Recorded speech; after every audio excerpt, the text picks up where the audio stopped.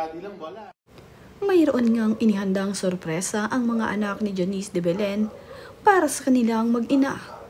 Magkasakabay kasi ang birthday nitong si Janice at ng kanyang anak na si Yuan. Kaya naman, isang celebration na lamang ang inihanda ng mga anak ni Janice de Belen para sa kanila. Sinorpresa nga nila itong si Janice ngayong birthday niya. Nag-organize nga ng family dinner ang mga anak ni Janice de Belen para i-celebrate ang ika-56th birthday ni Janice at ang birthday ng kanilang kapatid na lalaki na si Yuan.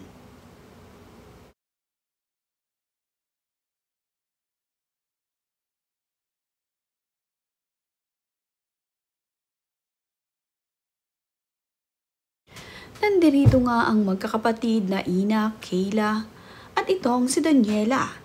Kasama naman ni Daniela ang kanyang fiancé. Nakakatuwa nga na sa mga ganitong pagkakataon ay nabubuo ang mga anak ni Janice de Belen at ang kanyang panganay na anak na si Luigi dito kay Aga Mulak ay present din. Kasama naman ni Luigi ang kanyang asawa na si Patty at nandirito rin ang kanyang mga anak. Nagbibinata at nagdadalaga na rin ang ilan sa mga anak ni Luigi at Patty. Magaganda at gwapo rin ang kanyang mga anak. At cute na cute din ang bunso ng mga anak ni Luigi at Patty.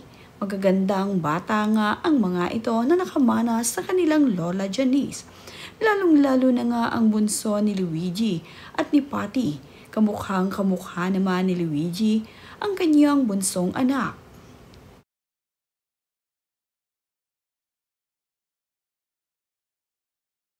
Masaya ngang na-celebrate ni na Janice de Belen at ng kanyang mga anak ang kanyang ika-56th birthday.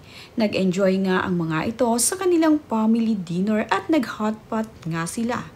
Makikita nga ang itong si Janice ay sobrang nag-e-enjoy sa kanilang dinner kasama ang kanyang mga anak at ang kanyang mga apo. Yes. Yes, thank you. Malaki na nga rin ang pamilya nitong si Janice de Belen.